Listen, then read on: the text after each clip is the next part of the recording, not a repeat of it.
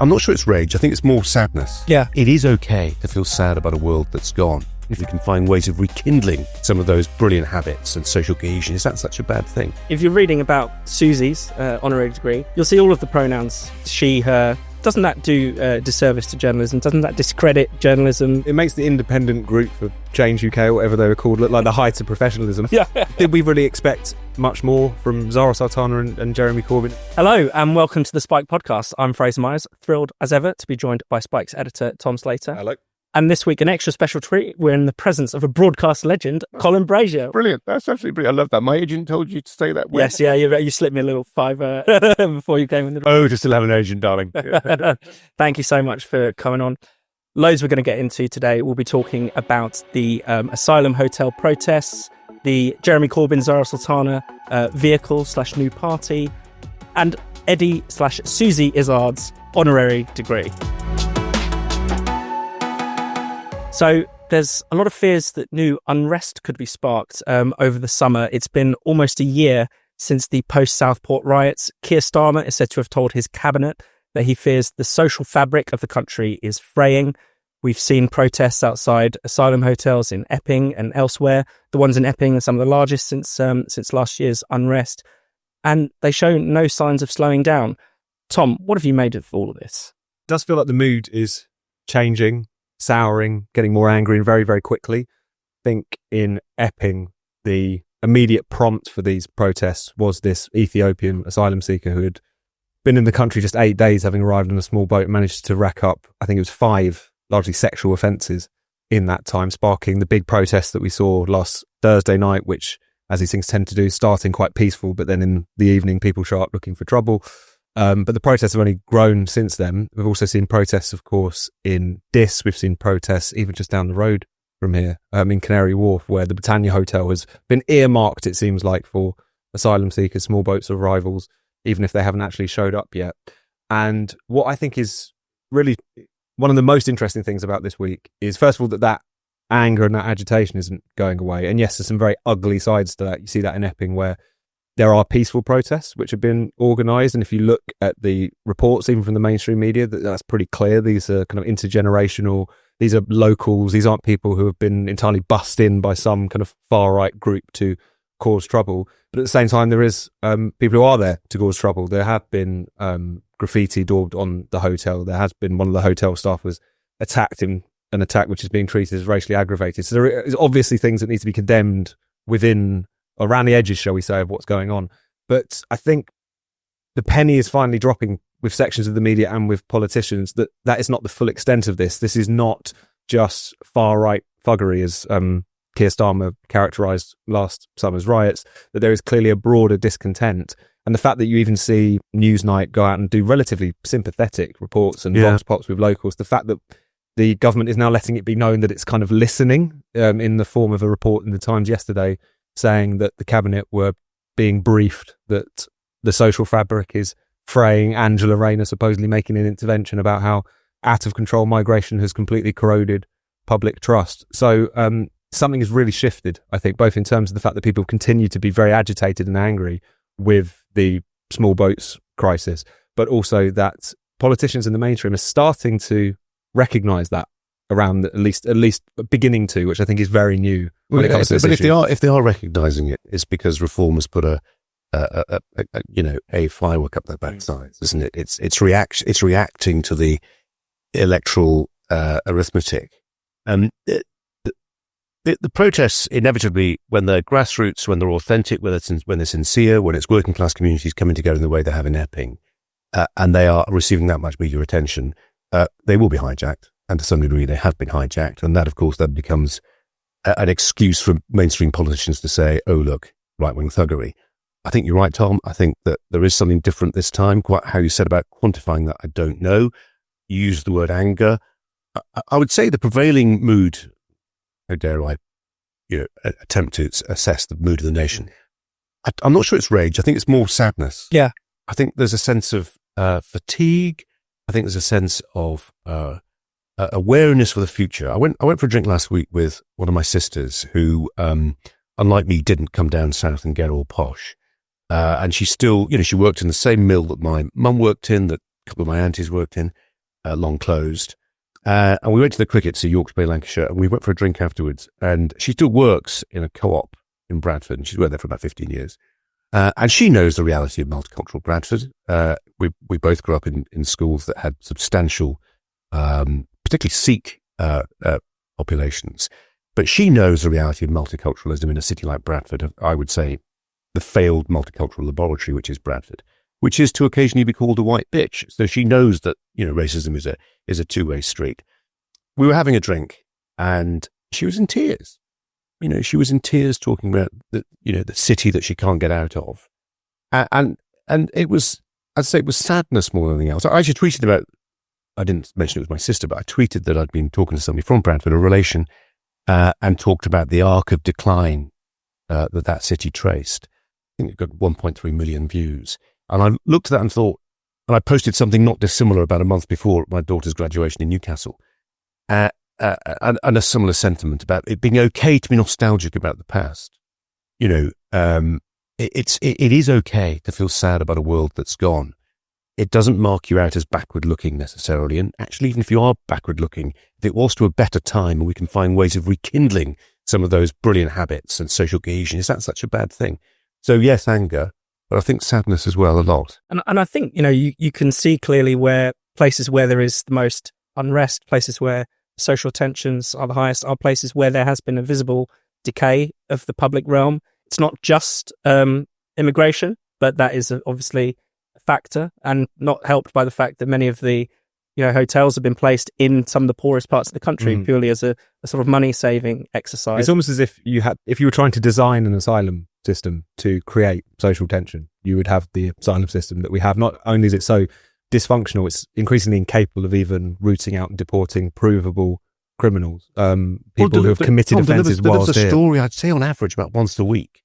It's utterly implausible in its scopes. Somebody is managing to stay in the country because their son's addicted to hamburgers. Whatever. Or in some cases because they are a sex offender, because they are flashing in public, and that they're sexually inhibited ways would expose them to persecution in their native Afghanistan. That was actually a story not that long ago.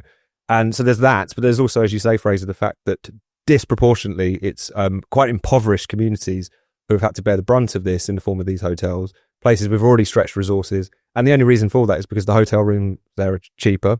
It's further away from the sort of London media gaze, I suppose. So it's out of sight, out of mind. And then when something happens, as has happened time and time again now, a resident of one of those hotels committing some kind of often sexual offence, I don't think you have to be a kind of fire-breathing bigot to suspect that people who are willing to enter the country illegally, a non-negligible number of them will be willing to commit other crimes. And yet there is a kind of conspiracy of silence around it. I mean, it's the sort of thing which up until recently would just be reported in the local news and it wouldn't really go very much further. But now we're seeing this pattern repeat itself. Something like that happens. There's a protest, gets hijacked, suddenly it becomes a big story. But I think whereas perhaps understandably in the wake of the riots last summer, because of the extremity of them, because of the quite clear-cut racism and bigotry on display, people going around and trying to smash up mosques or breaking windows in migrant areas, screaming ethnic slurs. Some people on the right have turned a bit of a blind eye to some of that to try and paint a slightly simpler story of what happened last summer. Nevertheless, I think in the months since, there has been a growing willingness, even on the part of the more mainstream sections of the media and politics, to try and work out what some of the root causes were. Clearly, there was a much broader dissatisfaction, and also I think the failure to acknowledge and to listen to the reasonable concerns has allowed something much more unreasonable and volatile and ugly to fester at the edges. There was that report that His Majesty's Inspectorate of Constabulary and Fire Service put out a couple of months ago now, which basically unravelled a lot of the narrative about last summer's riots, which is this wasn't an organised far-right thing. It was largely people from their own areas. It was people who often didn't really have discernible politics, let alone particularly extremist views. It's not to say that therefore it was all somehow more benign than it actually was, but this is clearly a rage which has been curdled in the midst of all of the kind of failures, insane policies around immigration, integration, multiculturalism, and language as well, Tom, and language. I mean, not very far from where we sit, about 30 years ago, the Daily Telegraph briefly were moored here. It's not literally, but just at South Quay. I remember a journalist there in the short time I worked there as a student, saying journalists never deal in generalizations. And we have dealt to a great degree this in our conversations around immigration, legal and illegal, in generalizations. And I think what's one of the features of the last year or so has been a reluctance anymore to do that. And, when you've got Denmark publishing league tables, breaking down by nationality where problems are coming from, you're entering a more mature realm of discussion, I think. So for all the sound and fury signifying nothing, and a lot of the right-wing thuggery, and it's important to keep condemning it when we see actual violence meted out. There is also, I think, because of what's happening online, away from mainstream media, an attempt to deconstruct some of the language and be much more honest about what's really happening. And that particularly, I think, just in terms of sex crimes, let's be honest about why some young men who are coming from very, very sexually repressed cultures want to come here, glued to your iPhone, a land of promise and sexual license. We don't talk about this. It's a factor. It's part of one of the many pull factors. And clearly some countries will be more repressed than others. Okay, that's dealing it in fairly blunt terms, but people are willing to have those conversations now, I think, in a way they weren't, and they're having them in person and having them digitally as well. And does that suggest that the sort of older sort of slurs that would have been used to shut down this debate are not having an effect anymore? The word racist, the R word, misinformation is another one that is often thrown around in relation to this, where actually quite, reports that have been picked up in the press that have been dealt with by the police are still dismissed as misinformation, as far, of a sort of far right prominence. That just isn't persuading people anymore. No, I mean, just in terms of the curse words, I mean, it's funny, my last birth in journalism was at LBC, and the quality of the callers who would phone was fantastic. The quality of the texters, not so much. and actually, I used to wear it heavily. I mean, because you've got an hour to fill in a subject. I mean, this is easy, the three of us, and we're not doing it live. But you would have an hour to fill, and sometimes, let's talk about shoplifting, and the phones are ringing off the hooks. Sometimes it's a topic that's not doing so well. You have to then trawl through all the text messages, and routinely I was called a gammon, CUNT. And actually, it did used to bother me. And then, of course, on Twitter, you'd get the same thing. And here's my confession, that I think maybe a year and a half ago or thereabouts, I stopped trying to have conversations on Twitter. And I accept, self-critically, it's unjustifiable. But I now sort of basically people who fundamentally and vehemently disagree with me sometimes, I'll just block you. And that, I'm embarrassed to say it, and I'm ashamed to say it, but it speaks to something about an unwillingness to engage with people who are being ad hominem. Yeah. I mean, they're not really trying to have a conversation with you either. Shall we talk about perhaps an anti-Gammon party? We might even describe it as that. The new vehicle for Jeremy Corbyn and Zara Sultana. Now, it was announced earlier this month, seemingly without Jeremy Corbyn's knowledge. So he was reportedly bewildered and quite angry when Zara made the first announcement. Today's announcement has created some more confusion because people have been directed to go to a website called yourparty.uk, and Zara Sultana has had to clarify that the party is not called Your Party. But other than that, it's going off to a great start. So it makes the independent group for Change UK, or whatever they were called, look like the height of professionalism. By contrast, it's been very amusing. I mean, the fact that they hadn't even seemingly agreed to properly do this before it was announced originally, or floated originally by Zara Sultana, I thought spoke volumes about just their seriousness as much as anything else.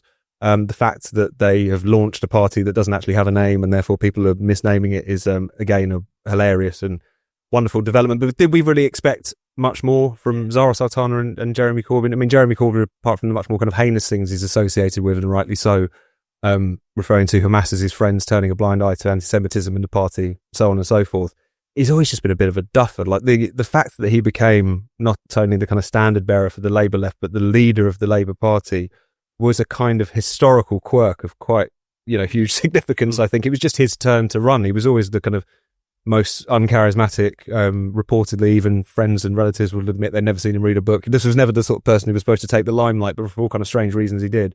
And in Zara Sultana, who is a kind of sort of overgrown student politician, I don't think it's unfair to say this is someone who was earlier this week running around complaining that The Observer had published a cartoon that depicted her that was racist because it had a box of raisins with sultanas on it. I mean, this is not a serious person. I mean, this is someone who, defended that Algerian boxer who was quite clearly male, and yet claims to be a feminist. This is someone who, I remember back during the COVID years, said that she felt physically and emotionally threatened by the presence of Tory MPs not wearing their masks in the chamber, even well into, whatever wave we were in. And this is supposedly, the heir to Tony Benn or someone. How, if nothing else, what a low wattage the former Labour left, now kind of Labour left in exile, is these days. But it's nice to have a bit of amateurishness to this level. Yeah. It's fantastic. What a catastrophe for the Green Party. What a boon for reform. I mean, I think reform had a pretty good fortnight. I think the Farage crime initiative landed quite well. And if it's true that the polls, as the poll suggests, that this new party, whatever it's called, Alison Pearson in the Telegraph suggests it ought to be Britain last. If it is true they pick up 10%, then that's 10% mainly almost coming from the Greens, coming from Labour. It's not really coming from anywhere else. Yeah. I mean, it is fascinating you mentioned the Greens there. There is this sort of self-styled left populist candidate, Zach Polanski. Previously in a former life, he was hypnotising women to help their boobs grow bigger. We've all done it. So that's the calibre of candidate on in that camp. Yeah. But yeah, he's obviously pretty devastated because he was hoping to win Corbyn and Sultana and that lot over to the Greens. What great assets they would have been, apparently, in his eyes. I know, absolutely. I mean, anything would be an upgrade on humanity's boob-growing hypnosis. I mean, the Green Party has always been a sort of haven of cranks of various different kinds. I mean, even before he went completely mad, obviously David Icke used to be the spokesperson. Yes. So maybe there's something in the water over there. Ex-journalist, of course. Ex-TV journalist. Absolutely. So not the first person to go down a rabbit hole or two after they leave mainstream journalism. Just say it is, politics matter. I encourage my kids to join political parties. I don't care which party they join. Join stuff. Just join stuff. Set stuff up. Be engaged. Yeah. There's a new political party. There's plenty already on the left that have been going for years.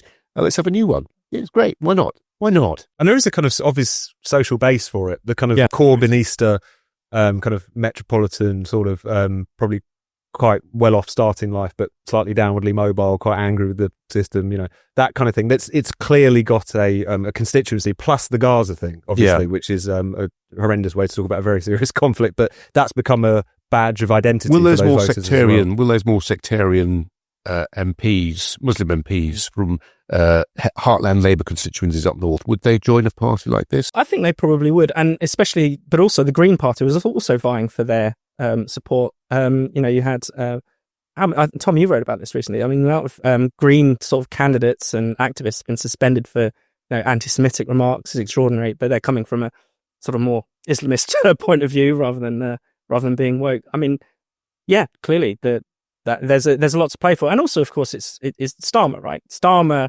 promised to be Corbyn 2.0, Corbyn, but with a wearing his tie, smart, smartened up in a proper suit, and everyone who was not an idiot knew that wasn't the case, knew that was not his politics. But there are many on the left and the Labour Party who still feel genuinely betrayed by. And where does he tack now? I mean, he's tacked towards reform. Yeah, that's cost him. Maybe he's even created space for this new entity. He can't tack to the left. Yeah. Can he? I mean, he's got nowhere to go. And this is a problem with not having a creed. There's nothing to fall back on. People you'd be blown by the winds of political fortune. The suit is empty. Yeah, absolutely. Shall we talk about Eddie/Susie Izzard, who's been given an honorary degree by Sussex, honorary doctorate, I should say, by Sussex University. Sussex, notable, interestingly, because that was the place where Kathleen Stock was hounded out, and actually Sussex was given a rather large fine because of its procedures that were threatening free speech. Tom, what have you made of this episode? No, it's a grim irony, isn't it? The university that became notorious for allowing a very esteemed philosopher to be intimidated, hounded out of her post because she happened to believe that a man can't become a woman is now celebrating a man who thinks he's a woman. I mean, it's the sort of pick that, of course, Sussex University down there near Brighton probably would select. I mean, these things are ultimately just kind of promotional exercises, a way to get a bit of press. But the fact that it has kind of blown back on them, I think, is telling about how, I think a lot of anyone who watched the whole Kathleen Stock saga, it was such a grim spectacle. And it's something that I think is almost misremembered as just a few students kind of protesting or whatever. We're talking death threats and police having to put a panic button in her home and constantly being menaced on campus. I mean, it was a real ugly misogyny and bigotry which built up there around the trans activist set. So for Sussex to do this, sort of thing they would do, of course, but it does again, just highlight that whole saga, which continues to haunt them, not just reputationally, but in terms of this Office for Students £500,000 fine that they were levelled with for it. And Colin, I mean, if you're reading about about Susie's honorary degree, you'll see all of the pronouns describe use she, her. Is that really? I mean, doesn't that do disservice to journalism? Doesn't that discredit journalism when people do that? You know, when you emailed me today and said we were talking about this, I did a bit of Googling and came across the Daily Mail story online, and the Mail were at it. You know, she says her honorary degree. It's difficult. We were talking about this off air, weren't we? It's difficult, even in an institution which seems to have, you know, a strong ideological perspective, like the Mail Group, for your editorial writ to run through the newsroom, because at the end of the day, there's some office junior on 25k at best a year banging out this stuff because it's a high volume industry now, and it's not getting all the sort of editorial checks it might have done. So this sort of thing happens. I mean, that's my best guess, because I can't believe that the Mail is saying Eddie Izzard, you know, she, her. Really, is that what we're saying? Just to digress a little bit, I went to my daughter's graduation ceremony 5 weeks ago. I won't say which university. And it was a lovely ceremony, but as I walked in, I thought, I wonder how woke this is going to be. On a scale of 1 to 10. It's a lovely medieval setting, you know. Yeah. And sure enough, we weren't very far into it before somebody went up to get their degree, looking quite embarrassed with a little Palestinian flag, and in a fairly civil, genteel way, hands over a flag. The Vice-Chancellor accepts a little Palestinian flag, puts it down. Okay, fine. We get to the end of the ceremony, and then I'm ready to go for a drink. And they say, okay, we've got a Professor X who's collecting his honorary doctorate today. I mean, I can't vouch for his scientific bona fides. The way, as they listed his achievements, he could have been Watson and Crick. He'd be clearly a scientist of some standing. But his big contribution, and the one he was proudest of, was setting up a foundation which allowed for black students to get free tuition and to get their living costs paid for. And at the end of the speech, there were a few people in the hall, and because it was there were science degrees, I think a lot of the parents in there were, you know, this is the first child from our family that's been to university. Right, yeah. I mean. And I looked at 2 or 3 down on my right, there was a guy with old-fashioned tats, and he crossed his arms as at the end of this speech, and people were clapping, and quite a few people were not clapping.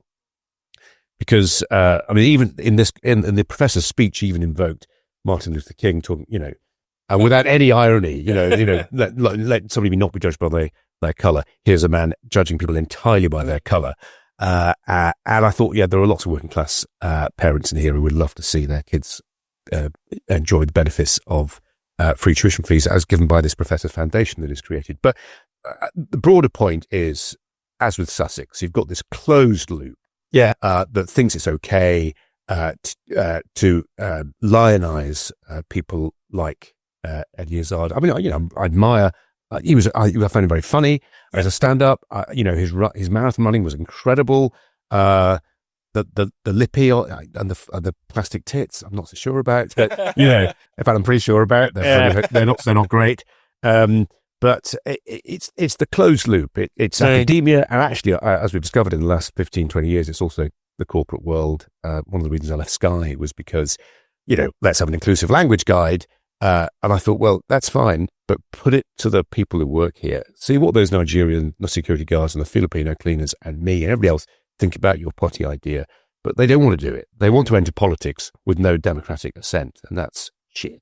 Yeah, absolutely. Definitely. I mean, Eddie Izzard is a funny one as well, because it himself kind of represents the fact that despite transgenderism being presented as something kind of eternal, you'll find it in all societies going back millennia. He himself never used to refer to himself as a woman. He was a transvestite. That was something that for the majority of his career and his time in public life, he was quite happy to refer to himself to. And about 5 minutes ago, he decides he's a woman. I mean, it's a telling example of just because we're so presentist these days, and there's a tendency to obviously rewrite history to make it more in line with what identitarians want to be true. Even in his own career and the way in which he talks about himself, I think is a telling reminder of the social contagion about what you call him, because he was for a while quite relaxed about it. He does say he doesn't mind if you call him Eddie or Susie or what pronouns. Yeah, but he does, quite famously, does use the women's loo. Yeah. And there's a point in his one of his memoirs where he talks about the first time he ever entered a women's loo, and he was challenged by 3 teenage girls. He said, what are you doing in here? And he then like chases after them and barks at them. And you think in his head, he's the victim in this. In everyone else's head, you're thinking that should have been your lesson. That should have been, you were told not to do this. It's creeping people out. Stop it. But apparently not. It's been given the support of the great and the good. Or at least Sussex University. Thank you so much for tuning into the Spike podcast. If you're watching this on YouTube, make sure you subscribe and click the bell so you never miss another Spiked video. And if you're listening to this on your podcast app, make sure you subscribe there and give us a glowing 5-star review. And you can keep up with everything we do by visiting our website at spiked-online.com.